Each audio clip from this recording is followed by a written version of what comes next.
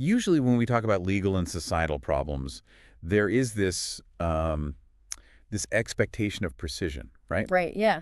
Like a clear diagnosis. Exactly. It's like looking at an X-ray of a broken arm. You Yeah. see that jagged white line on the film, and the doctor just points and says, there it is, broken. hmm You have a clear cause, a clear effect, and a clear path to fix it. And we really crave that diagnostic clarity. I mean, we want to be able to identify a specific villain, point to a specific victim, and, trace a straight, unbroken line of accountability between the two. But the moment you step into the world of modern corporate law, that X-ray machine just shatters. Oh, completely. We're looking at a landscape of accountability that is, well, it's essentially a ghost in the machine. Yeah, that's a great way to put it. Because you have these massive global entities shaping your daily life, your politics, the environment you live in. But when a catastrophe happens, like a massive data breach or a chemical spill or, a financial collapse, you try to find that jagged white line of responsibility, and it just vanishes. It's just gone. The corporation pays a fine that amounts to a rounding error on its quarterly earnings.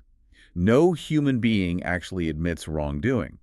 And the executives who oversaw the disaster, they just keep their bonuses. Right. So the cause of the harm is everywhere, but the responsibility for the harm is nowhere. And that brings us to the source material we are unpacking for you today on this deep dive. Yes, a very dense one. Very.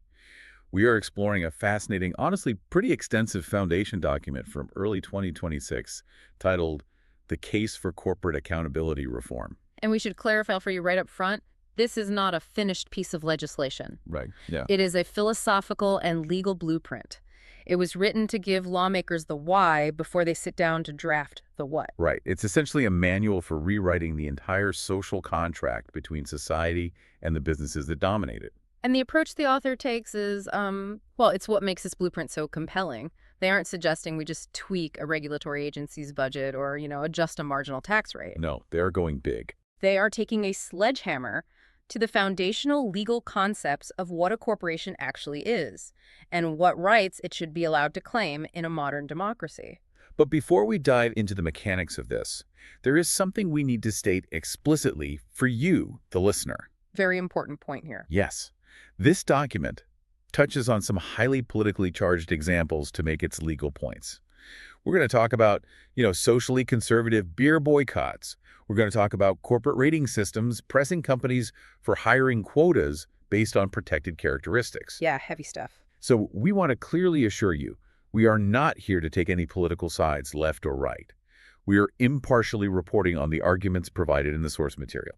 We do not endorse these viewpoints. Our only goal is to help you understand the ideas and the legal theories this document is presenting. Exactly. The author's goal, and, well, our goal in analyzing this text for you, is to look at the structural mechanics of power, regardless of which political faction happens to be wielding it at any given moment. Right. The neutral principle is what really matters here. So let's look at the foundational premise of the document, which identifies the core problem as power without responsibility. Right, which the author argues isn't an accident of the system. I mean, it is the structural design of the system. Yeah, authority in a massive multinational is perfectly diffused by design. Think about the architecture of a modern, publicly traded company. Mm-hmm. You have passive shareholders like index funds or everyday people with a 401k who technically own the company but have absolutely zero hand in managing it. Right, they just watch the stock price. Exactly. Then you have the executives who manage the day-to-day operations, but they often own only a tiny fraction of the enterprise. Okay, so a disconnect there. Right. And overseeing them both is a board of directors who are theoretically independent, but they're frequently insulated, relying entirely on the information fed to them by the very executives they are supposed to be watching. So it's this weird triangle of plausible deniability.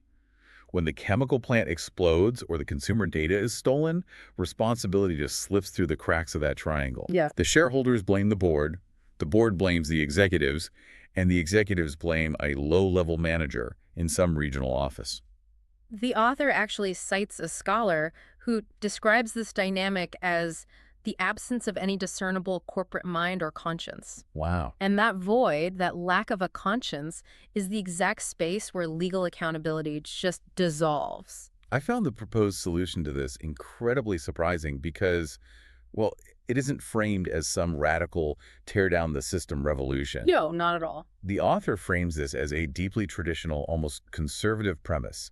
Yeah. They argue we just need to go back to what a corporation originally was. Right, which is a conditional privilege granted by the state, not a natural person with constitutional rights. Yeah, that legal fiction of corporate personhood. The premise rests on untangling that fiction. I mean, a corporation is not a natural fact of the universe, you know? It is a technology created by law. Just a tool. Exactly. And historically, that privilege of incorporation, limited liability, perpetual life, the ability to amass capital, all of that was heavily conditioned upon responsible conduct that served the public interest. I was actually reading up on the specific historical standard the author wants to revive. It's this 1906 Supreme Court case, Northwestern National Life Insurance Co. v. Riggs. Ah, yeah, Riggs. The distinction the court drew back then feels like, I don't know, a missing puzzle piece in how we view companies today. They separated property rights from liberty rights. It is so common today to think of corporate rights as an all-or-nothing proposition. Right, like they either have all the rights or none. Exactly. Either the corporation is a constitutional person with all the rights of a human being, or it's just a piece of property with no rights at all. But the author points out that this is a false choice, and the Riggs court really understood that. Because a corporation absolutely needs property rights to function in a market economy, right? Right. It needs the right to own assets, to enter into binding contracts, and, to sue or be sued in court. Without those specific property rights, the corporate form just couldn't organize economic activity. Like if I start a business, the business needs to be able to sign a lease for a storefront and hold a bank account. That is the defensible core of corporate rights, but the Riggs standard draws a hard line at liberty rights. The corporation has no soul, it cannot pray, it cannot form a political conviction, and it cannot be persuaded by moral argument. Wow. Therefore, it should not possess the First Amendment right to free speech or the free exercise of religion. Those liberties presuppose a human conscience. Right. In 1906, a unanimous Supreme Court explicitly said the liberty guaranteed by the 14th Amendment is the liberty of natural, not artificial, persons. It's kind of like assuming a toolbox has a right to vote just because a carpenter owns it. That is a perfect analogy. Because the carpenter still retains all their personal rights, right? They can speak, they can vote, they can worship however they choose. But they can't pretend the toolbox itself has its own conscience to double their voting power. That toolbox analogy gets right to the heart of what the author calls the laundering of personal liberties problem. Laundering, like money laundering. Similar concept, yeah. The document argues that modern Supreme Court decisions have effectively allowed human owners to launder their personal constitutional rights through a corporate treasury. Which is the mechanical foundation of a case like Citizens United, right? Right. Where the court allowed unlimited corporate campaign spending under the banner of free speech. Yes. And Hobby Lobby, too, allowing corporations to claim religious exemptions from healthcare mandates. Okay, I see. The court, in those modern cases, essentially pierced the corporate veil in reverse. What do you mean by in reverse? Well, they decided that the human owners have free speech and religious rights, so those rights must naturally flow through into the artificial entity. The author argues this is a profound structural error. Shareholders absolutely retain their personal rights to speak, to spend their own money on campaigns, and to worship. But they shouldn't be permitted to launder those liberties through an artificial entity.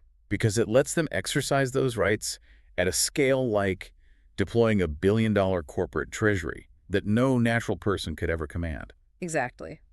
Returning to the Riggs standard dissolves the legal scaffolding of Citizens United instantly without the need for a massive constitutional amendment. That's huge. It just reestablishes the boundary. Property rights, yes. Liberty rights, no. It stops that massive amplification of power. Yes, the amplification that occurs when you combine the immense capital accumulation of the corporate form with the constitutional protections meant for a vulnerable individual citizen. So if we accept the premise that corporations aren't people, a very practical question emerges.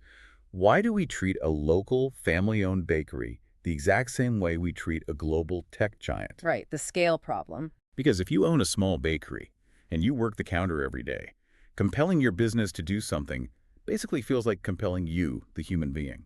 And under current doctrine, the law forces a nonprofit advocacy group, a family bakery, a regional retail chain, and a multinational conglomerate into what the author describes as a single ill-fitting costume of the constitutional person. A single ill-fitting costume. I like that. The blueprint proposes categorizing corporations based on their size, their purpose, and how closely held they are. Okay, so scaling the rights. Right. So a nonprofit civil liberties group, which exists entirely to advocate for ideas, might retain robust expressive protections because its very purpose is speech. Makes sense. And your family bakery, where the owner and the entity are essentially fused, might be treated with a standard much closer to individual rights. But a multinational conglomerate whose scale rivals a small nation-state. That massive entity would bear the fullest measure of legal duty and have the least claim to any personal liberty rights.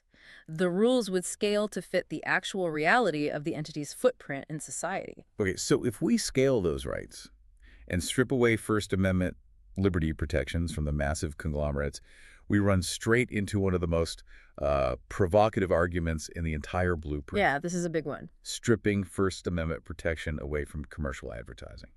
The theory here is grounded in the original intent of the First Amendment, which protects the exposition of ideas by natural persons. Right. It protects the messy human process of persuasion. But the document argues that modern corporate advertising for mass market products is rarely an exposition of ideas.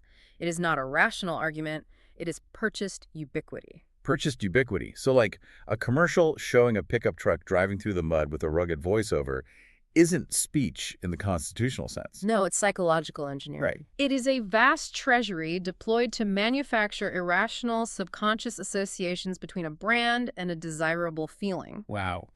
To support this, the author points to a really fascinating and prophetic dissent by Justice William Rehnquist. Okay, what year was this?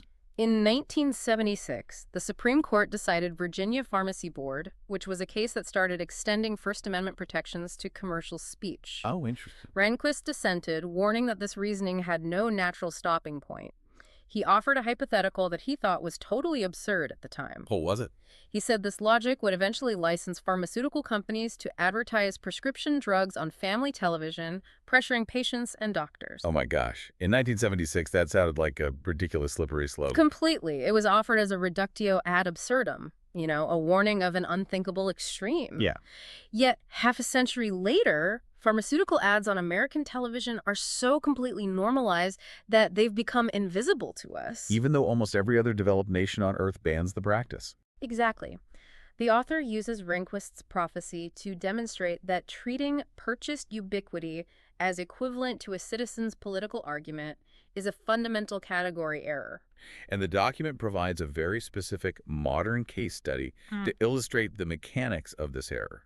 And this is one of the politically charged examples we mentioned earlier, a mass market beer brand. Yes. The document details an incident where a mass market beer brand, which historically maintained a working-class, socially conservative customer base, just abruptly pivoted its advertising.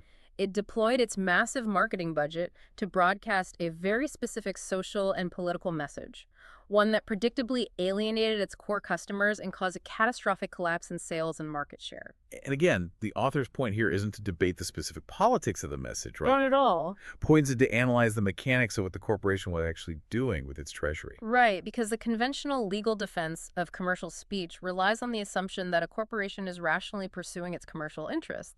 It just wants to sell products and make money. That's what we assume a business does. But this case study proves the opposite.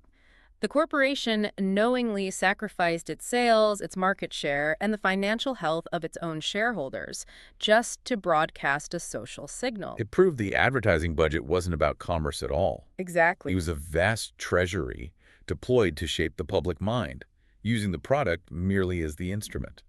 The financial health of the enterprise was expended as ammunition in a culture war. Wow. And the document argues this is dangerous, regardless of whether the message leans left or right. It proves that granting First Amendment protection to corporate advertising arms a conscienceless entity with a megaphone no natural person could ever afford, allowing it to dictate the cultural conversation through sheer financial force. Okay, but on behalf of the listener, I have to push back here for a second. Sure. Don't we have a fundamental right to know the price of a prescription drug?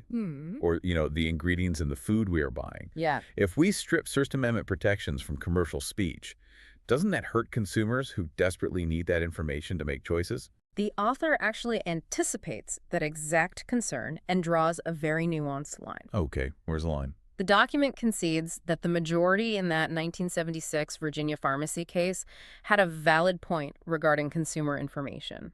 Consumers do have a strong interest in the free flow of truthful informational data. So facts. Right.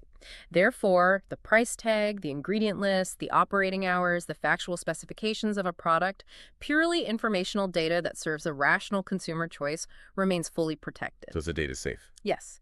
What loses protection is the manipulative, emotive, ideological association smuggled in under the cover of commerce. Oh, I see. The factual price and dosage of the pill remain protected, but the million-dollar emotive montage of people running through a field of flowers, designed by psychologists to manipulate you into demanding that specific pill from your doctor, loses constitutional protection. Protect the data, regulate the manipulation. Exactly. It's a fascinating distinction, but establishing what rights a corporation has is only half the battle.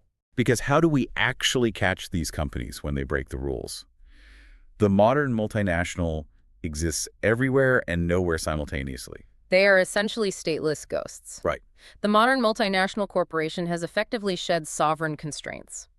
The blueprint describes an entity that incorporates in a tax haven, places its physical headquarters in a second country, routes its intellectual property and books its profits in a third, and then sells its products everywhere. It's wild. It selects whichever jurisdiction's law is most permissive for every single isolated function. It enjoys all the advantages of a nation-state, vast scale, global presence, immense resources, but rejects all the burdens of citizenship. So how do you impose accountability on a ghost? You condition its access to your market. Yeah. The proposed fix is structural. If you do business in the United States or if you transact with American chartered firms, you are subject to American accountability standards. Your formal paper place of incorporation in a zero-tax island nation just doesn't matter anymore. It's like a magic trick. Instead of looking at the smoke and mirrors the magician wants you to see, you look down at where their feet are actually standing on the stage. That's a perfect way to visualize it. And there is incredibly strong legal precedent for this approach. Really? Like what? Well, the Foreign Corrupt Practices Act already reaches bribery committed abroad by firms connected to American markets. Oh, okay. And Europe relies on this principle heavily with their data privacy laws, like the GDPR. If a company processes the data of a European citizen, they are bound by European privacy law globally, regardless of where their servers are actually located. Oh, wow. Right. The document simply applies this established extraterritorial principle to corporate accountability to close that jurisdictional escape hatch. This philosophy ties directly into how the document proposes we tax these entities, right? Yes, absolutely. The whole concept of formulary apportionment aims to tax the real, not the paper. Yeah. But to understand why this is revolutionary, we kind of have to look at the mechanics of transfer pricing and how companies currently hide $1 trillion in tax havens every single year. It's staggering. The current international tax system relies on an accounting fiction called the arm's length principle. Okay, break that down for us. Imagine a multinational tech company. They develop a brilliant piece of software in California using engineers educated in American schools who are driving on American roads. But before they sell it, they transfer the intellectual property, the patents, and the brand name to a wholly owned shell company they set up in a zero-tax haven. A shell company that might literally just be a mailbox in a lawyer's office in Bermuda, right? Exactly, just a piece of paper. Then, the American branch of the company licenses the right to sell the software from its own shell company in Bermuda. Wait, they license it from themselves? Yep, and the American branch pays astronomical, artificially inflated royalties to that Bermuda branch. Oh, I see where this is going. The result? The American branch looks on paper like it made zero profit, so it pays zero taxes to the local communities that support its infrastructure. Because they sent all the money to Bermuda as a business expense. Right. Meanwhile, the shell company in the tax haven, which has zero real employees and zero physical factories, magically absorbs billions of dollars in profit entirely tax-free. It is the systematic, legalized divorce of taxation from the physical place where the economic value is actually created. Beautifully stated. And the solution, proposed formulary apportionment, simply ignores that bookkeeping fiction. It taxes reality. How does the math work? Under this system, the taxing authority looks at the company's total worldwide consolidated profit. Then it apportionates that profit based on a mathematical formula of 3 real-world factors that cannot be faked or shifted to a mailbox. What are the factors? Where are your sales, where is your payroll, and where are your physical assets? Right, because a shell company in a tax haven has no real sales to local citizens, no massive payroll of thousands of engineers, and no physical factories or server farms. Precisely. If the math shows that 40% of your actual sales, 40% of your human employees, and 40% of your physical property are located in the United States, then 40% of your global profit is apportioned to the United States and taxed here. Period. Period. All the internal licensing fees and transfer pricing maneuvers become instantly irrelevant. The tax follows the physical footprint of the enterprise. Okay, but if the U.S. does this unilaterally, wouldn't it create, like, absolute chaos in the international tax system? It would definitely cause friction. Wouldn't other countries retaliate, or wouldn't companies just face massive double taxation? The author acknowledges the friction this would cause, but points to a historical precedent that proves it can actually work. Oh. The Foreign Account Tax Compliance Act, or FESIA, passed in 2010. I remember hearing about that. The U.S. unilaterally informed every foreign financial institution in the world that they must report the assets and accounts of American citizens to the IRS. Or else what? Or face a punishing 30% withholding tax on all their U.S. source income. Oh, wow. And because no global bank can survive being locked out of the American financial system, they all complied. Every single one. That unilateral American rule instantly radiated outward and became the de facto global standard for financial transparency. That is wild. The gravitational pull of the U.S. market is so massive that it can unilaterally force a structural shift globally. The document argues we can do the exact same thing with corporate taxation. We invite other nations to join a reciprocal formulary apportionment agreement, and the cost of refusal is losing unimpeded access to the largest consumer market on Earth. Plus, state governments within the U.S. already use this exact formulary method internally, don't they? Yes, they do. It's like a massive retailer can't just declare all its national profits in Delaware to avoid paying state taxes in California or Texas. Right. The states apportion the tax based on the retailer's sales, payroll, and property within their borders. So the document is just taking a system we know works on a state level and scaling it up globally. Exactly. So we've established how to trap the stateless entity and stop them from laundering their profits. But corporations don't just hide money through clever routing. Yeah. They hide legal accountability. They launder permissions. Which brings us to the data broker loophole and the Carpenter case. Yes. This is a perfect example of how a constitutional right can be completely defeated by a corporate middleman. Carpenter v. United States was a landmark 2018 Supreme Court ruling.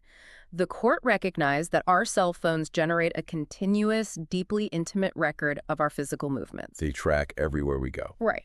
And they ruled that the government needs a probable cause warrant under the Fourth Amendment to compel your cell phone provider to hand over your historical location data. A major win for privacy against government surveillance. It was, until the corporate intermediary workaround became standard practice. There's always a workaround. The phone company isn't allowed to hand the data to the government without a warrant.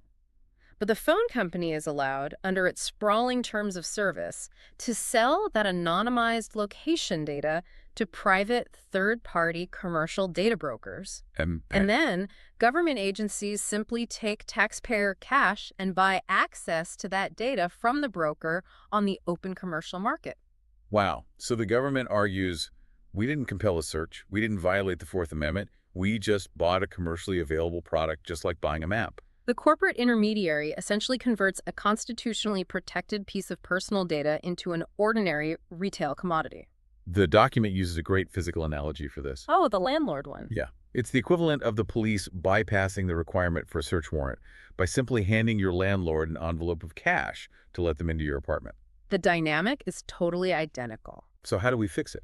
The proposed fix in the blueprint is straightforward, but powerful restrictions must follow the conduct. The duty of confidentiality must travel with the data down the entire chain of intermediaries.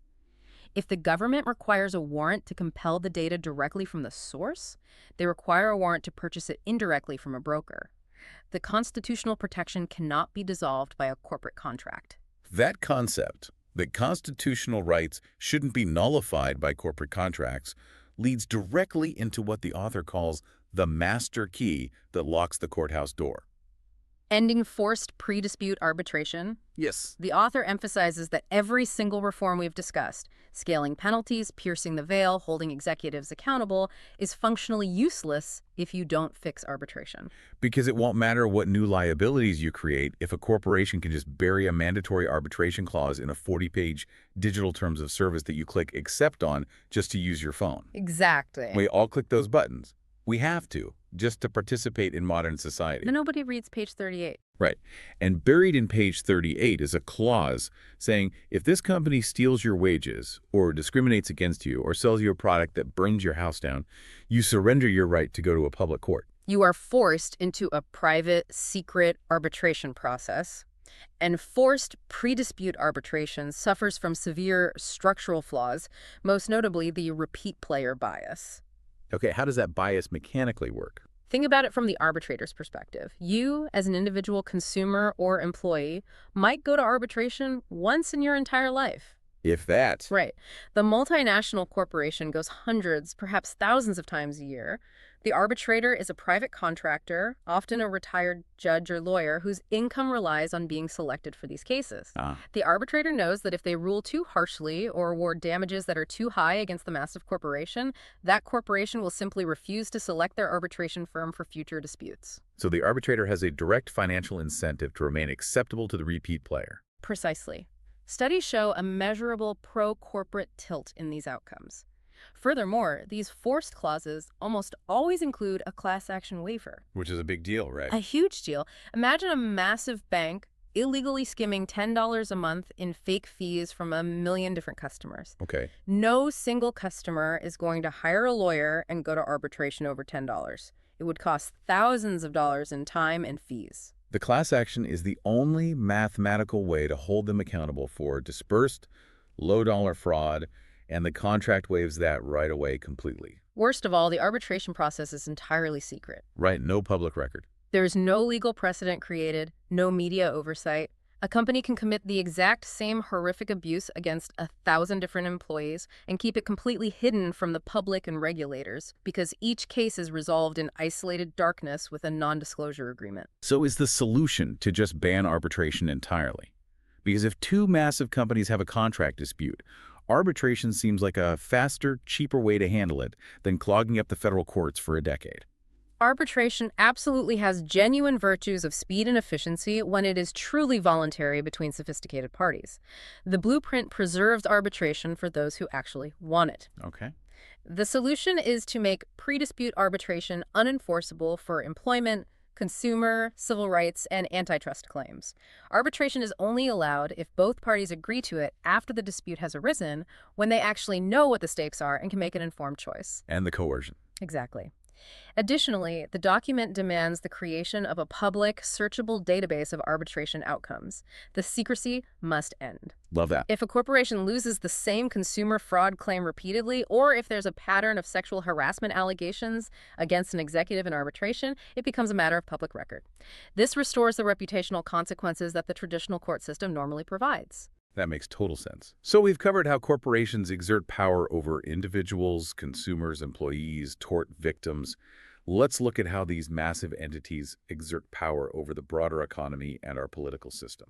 The document tackles regulatory capture first, specifically the revolving door. Oh, this is a big one. Regulatory capture rarely happens through literal briefcases full of bribe money. It happens through the ordinary, subtle, gravitational pull of career trajectories and industry relationships. Explain that dynamic. An official at a regulatory agency knows that if they play nice, if they don't push too hard on enforcement, there is a lucrative 7-figure job waiting for them as a compliance officer in the very industry they are supposed to be regulating the moment they leave government service. Wow, so they aren't regulating the industry, they are auditioning for it. The proposed fix is to severely slow this movement to break the incentive structure. The blueprint suggests extending cooling-off periods to several years and banning contingent compensation, where a company promises an executive a massive bonus if they take a government job. They actually do that. They do. And ending the advice loophole. That loophole allows a former regulator to claim they aren't technically lobbying their old agency, they're just advising the corporation on how to navigate it behind the scenes. So it's really about changing the incentive structure of the humans involved. Exactly. The document also addresses how they manipulate the market itself, particularly through stock buybacks. And the historical context here is wild because what is considered standard operating procedure today used to be viewed as a crime. It's a huge shift.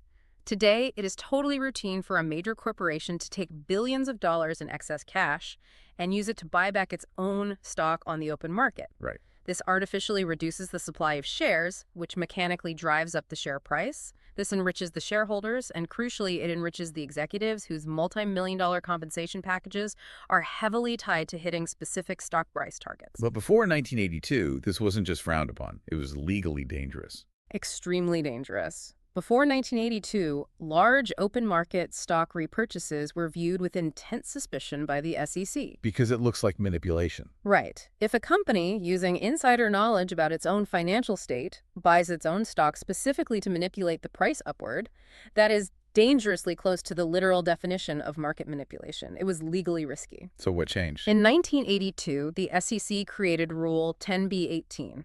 What's that? It's a safe harbor rule that essentially legalized these buybacks at scale, protecting companies from market manipulation charges as long as they followed certain volume guidelines. So this massive engine of executive self-enrichment, which diverts billions of dollars away from worker wages, factory upgrades, and research and development, it is a relatively recent regulatory invention.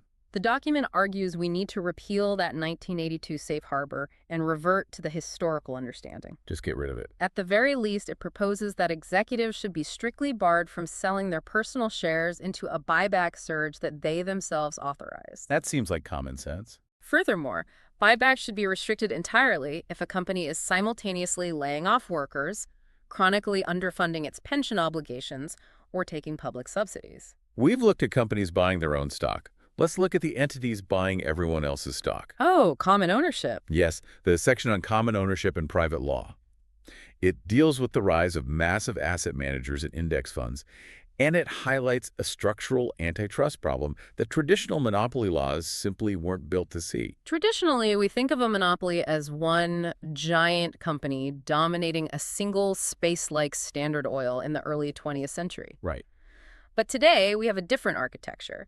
A handful of massive asset managers, the big index funds, have grown so large that they are simultaneously the top shareholders in almost all the competing firms across entire industries. Imagine a massive index fund is the largest single shareholder in United Airlines, Delta, American, and Southwest. Exactly. If you own a massive controlling stake in all four major competitors, do you really want them fiercely competing to lower ticket prices and steal market share from one another? You don't. Fierce competition benefits the consumer, but it erodes profit margins.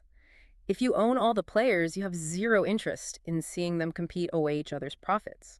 You want them to quietly coordinate, keep capacity tight, and keep prices high. It's like a subterranean root system connecting trees that look separate above ground. I love that visual. They look like competitors, but beneath the soil, they are nourished by the exact same capital structure. This common ownership structurally softens competition to the detriment of the consumer.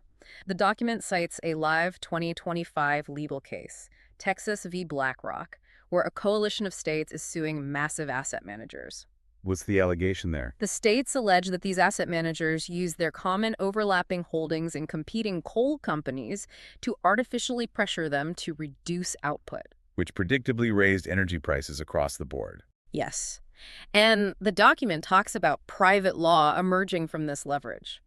This is where the sheer scale of these asset managers turns them into quasi-governmental regulators. Explain that, because that sounds crazy. This is the dark matter of policy. These massive asset managers, alongside private corporate rating systems, use their concentrated capital leverage to press entire industries towards specific social and policy goals. Like what kind of goals? For instance, they might pressure corporate boards to make personnel, contracting, and hiring decisions based on protected demographic characteristics to improve their ESG or social credit rating. Which, bringing it back to the neutrality disclaimer we discussed earlier, is a critical neutral principle. If the federal government mandated that companies hire based on protected demographic characteristics, it would be a blatant violation of the Civil Rights Act and the Equal Protection Clause. Exactly. The blueprint's core argument is that private leverage shouldn't be permitted to bypass public law. A private rating system, or a multi-trillion-dollar asset manager, shouldn't be permitted to serve as a vehicle to accomplish through economic coercion what could not be constitutionally mandated through democratic legislation. It's laundering legal restrictions again, just at a macroeconomic level. Are seeing the pattern? Speaking of macro-level influence, the proposal for disclosing non-monetary political influence completely shifted how I think about campaign finance. It's a paradigm shift for sure. We spend so much time arguing about dark money in politics, Yeah. but this section made me realize we are completely ignoring something infinitely more powerful. We are ignoring dark algorithms. Dark algorithms. The law has long recognized that money spent to influence an election buying television ads or billboards is a thing of value that must be disclosed to the public. Sure. But today, a tech platform that controls the flow of information possesses a mechanism of political influence that money simply cannot buy. Because if a social media platform or a search engine algorithmically adjusts what tens of millions of people see, if it artificially amplifies a specific political viewpoint, or deliberately mutes a damaging story about a favored candidate, or tweaks a search ranking to advantage the specific policy outcome, that is infinitely more valuable than $1 million campaign donation. And currently, it operates completely in the dark, shielded as proprietary intellectual property. So what's the fix? The document proposes a very simple rule. Treat algorithmic amplification for political purposes exactly like an in-kind cash campaign contribution. It demands public disclosure. It doesn't ban the platform from tweaking the algorithm, right? Right. Because that would invite heavy First Amendment editorial issues Yeah. regarding how a platform curates its own Well, site. it doesn't ban it, but it demands transparency. Right. If you deploy a thing of immense value to systematically sway an election, the electorate has a right to know who is influencing them and exactly how the dials are being turned. The transparency is the remedy. We spent all this time talking about the corporation as an invisible, stateless ghost, or a subterranean root system. But ghosts don't sign authorization forms. Trees don't approve hazardous waste disposal. Human beings do. Human beings do. So how does this blueprint suggest we actually pierce that corporate veil to reach the breathing humans making the decisions? This brings us to liability for undercapitalization. To understand the mechanics of this, we have to look at the darkest exploitation of limited liability. The Texas two-step. Right, a maneuver often referred to as the Texas two-step, or the dynamics seen in historical tragedies like the Bhopal disaster. This is really the mechanics of how a company shields its assets from its own victims. Exactly. Let's say a massive parent company wants to engage in a highly hazardous, highly profitable activity like manufacturing toxic chemicals. Okay. They spin off a subsidiary company. They put the hazardous activity into the subsidiary, but they give it barely any operating capital. Every year, the subsidiary sends all its profits up to the parent company as a massive dividend. So the parent company holds all the gold. Then, the inevitable catastrophe happens. The chemical plant explodes, devastating a town, or a massive product liability comes due. The victims sue the subsidiary. But the subsidiary's bank accounts are empty. Right. It declares bankruptcy. The parent company, which orchestrated the entire operation and extracted all the profits, shrugs and says, "We are a separate legal entity. Limited liability protects us. We owe you nothing." The entity bearing the risk holds no assets, and the entity holding the assets bears no risk. It is an intentional structural trap. Now, limited liability is completely defensible for a passive investor.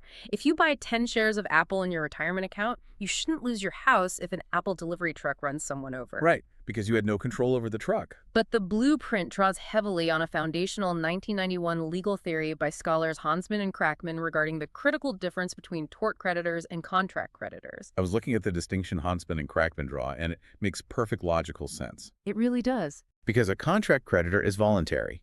If a bank chooses to loan $1 million to that thin, undercapitalized subsidiary, the bank's analysts can look at the books. Exactly. They can investigate the risk, they can demand a higher interest rate, or they can simply walk away from the deal. But a tort victim, a bystander who is injured when the chemical plant explodes, or a consumer poisoned by a defective product, is involuntary. Right. They never sat down at a negotiating table. They never agreed to bear the risk of dealing with a hollow, undercapitalized shell corporation. The blueprint argues that limited liability should only apply to voluntary contracts, where risk can be priced in, not to involuntary torts. The mechanical fix proposed is this. If a controlling owner undercapitalizes a subsidiary relative to its foreseeable risks and continuously extracts value from it, the corporate veil is pierced automatically in the event of an involuntary tort. Wow. The parent company or the controlling owner becomes personally liable to the victims for the exact amount they extracted, and crucially, the burden of proof shifts. Because right now, victims have to prove that the parent company explicitly intended to commit fraud by setting up the shell company, which is nearly impossible to prove in court. Under this reform, no proof of fraud is required. The math speaks for itself. If you structured the maze to extract the profit while hiding the assets, you bear the burden of compensating the involuntary victims. That pierces the corporate shield to reach the parent company's assets. But what about the executives themselves? The human beings who actually steered the company into wrongdoing? How do we hit their personal wallets? Through aggressive clawbacks and disqualifications. The document demands that corporate wrongdoing must cost the responsible individuals their property and their power. How does that look in practice? If executives direct a practice that unlawfully inflates earnings, say, by covering up a massive emissions cheating scandal, and they receive massive performance bonuses for hitting those fraudulent earnings targets, a court can trace and recover those specific bonuses. Disgorgement.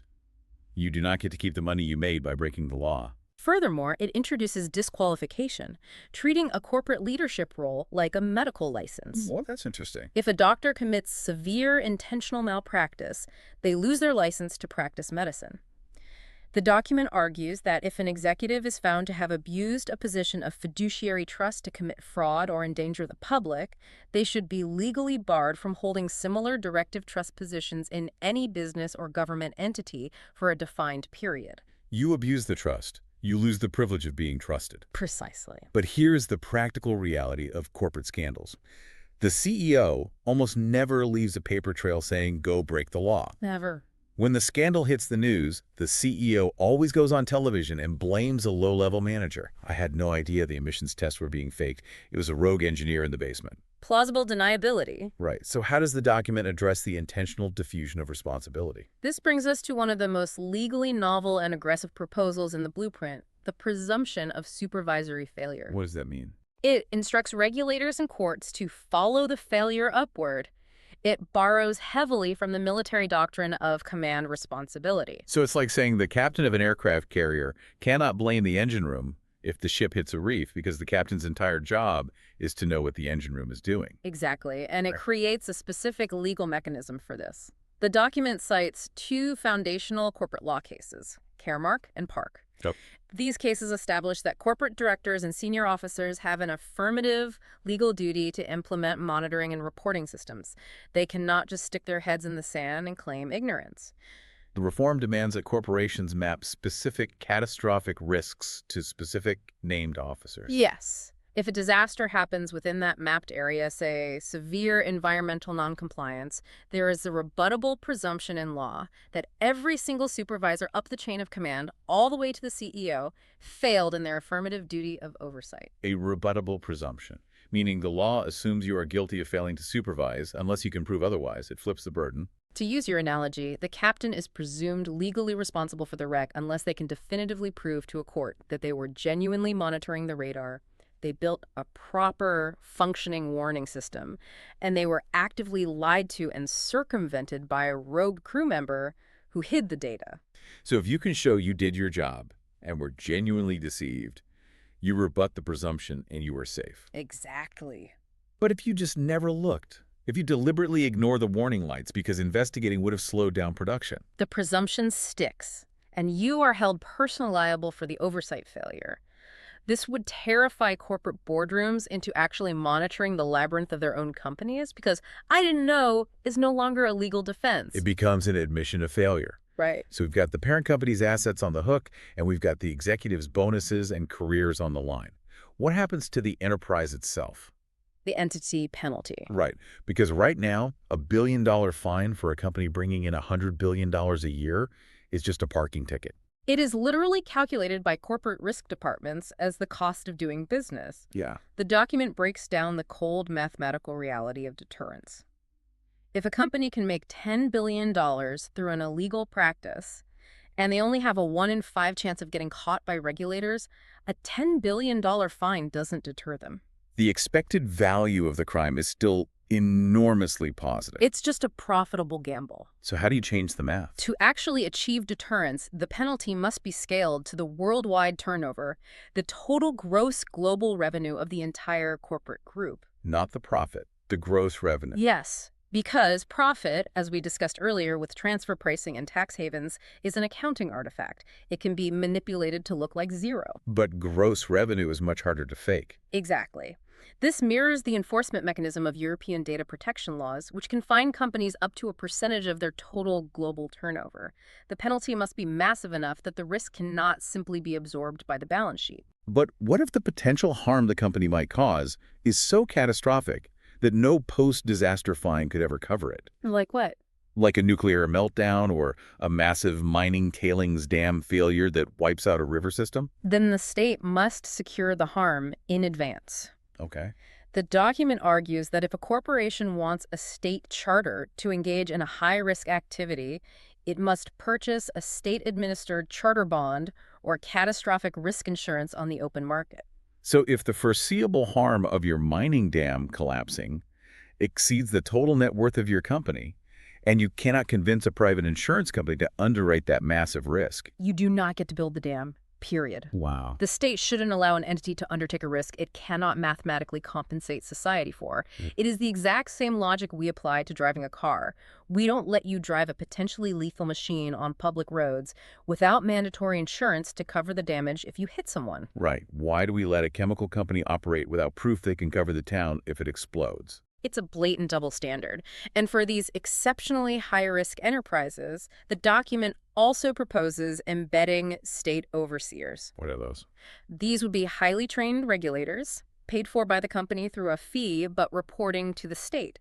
They would be placed directly in the executive information loop. An embedded conscience in the boardroom. They would be legally bound by strict confidentiality, so they can't leak trade secrets to competitors, but they would have an affirmative legal obligation to report to the state if they discover uncorrected, highly dangerous, or illegal conditions. But what if all of this fails? What if a company is just a chronic, incorrigible, repeat offender that treats all these bonds, embedded overseers, and massive fines as a joke? Is there an ultimate sanction? There is. The blueprint calls it the corporate death penalty. Whoa. The revival of the ancient common law authority of quo warranto. Revoking the right to exist. Yes. For grave, systemic, and repeated abuse of the law, the state simply revokes the corporate charter. The entity is stripped of its legal personhood. The state steps in, seizes control, and methodically winds down the company, liquidating its assets. I have to ask about the collateral damage of that. If you execute a massive multinational corporation, aren't you going to destroy the livelihoods of thousands of innocent employees? What about the suppliers who depend on them or the local economies that rely on their factories? The author acknowledges that exact severe concern. It's a huge deal. It is. The document demands a highly structured, orderly winding-up process akin to a managed bankruptcy, specifically designed to protect the assets and minimize the economic shock to innocent workers and contract creditors. Yeah. But the philosophical assertion the author makes is start keeping a zombie repeat offender entity alive, one that chronically abuses society, pollutes the environment, and defrauds consumers, does far more cumulative long-term damage to society than the friction of winding it down.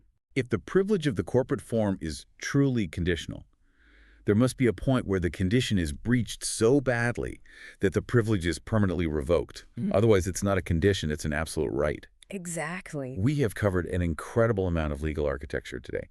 Let's pull back and look at how all these distinct pieces fit together. The whole puzzle. Right, because the beauty of the author's design is that it isn't just a list of unrelated ideas.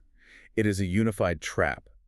By closing every escape hatch simultaneously, it creates an inescapable architecture of accountability. Right now, our regulatory system is like a leaky bucket. If you plug one hole, the corporate capital simply flows out another. If you only scale penalties to be massive, the companies just use the Texas two-step bankruptcy maneuver to shield their assets in hollow subsidiaries. And if you pass a law piercing the corporate veil to stop Texas two-step, they just use forced arbitration clauses to prevent the victims from ever getting into a courtroom to prove their case. And if you ban forced arbitration, they just use the revolving door of regulatory capture to ensure the enforcement agencies are staffed by industry allies who never bring the cases in the first place. This blueprint layers the solutions to block every exit.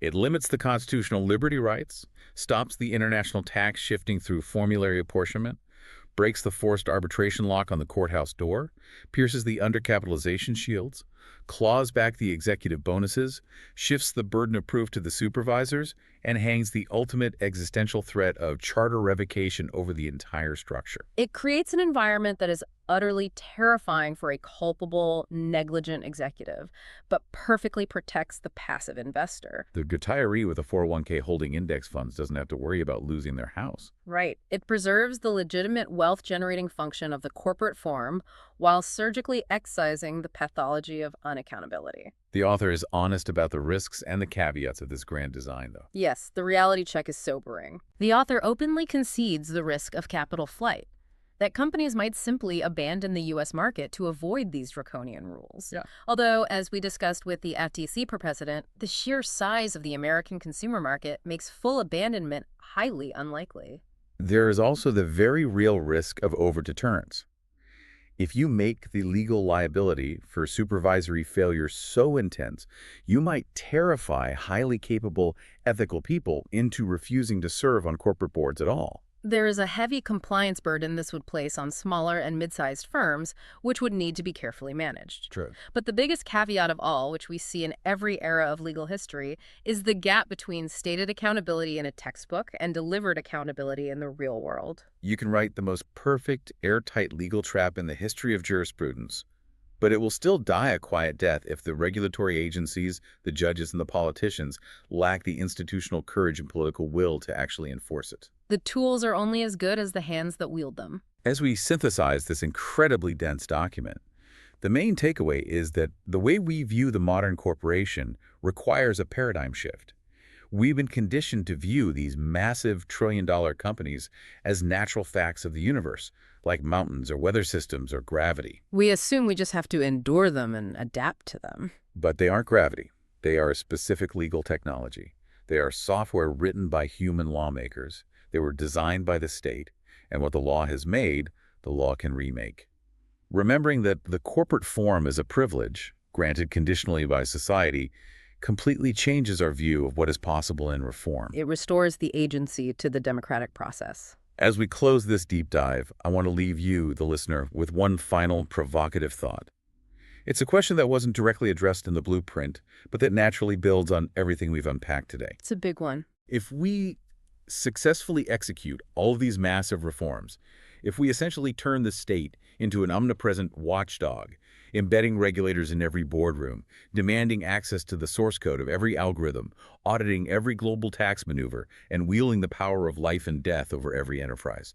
Who is holding the state accountable? That is the ultimate eternal tension of political philosophy. By trying to rein in the unchecked, conscienceless power of the megacorporation, do we inadvertently create an unchecked, all-powerful bureaucratic leviathan? Who watches the watchers when the watchers have the master key to the entire global economy? Something for you to chew on.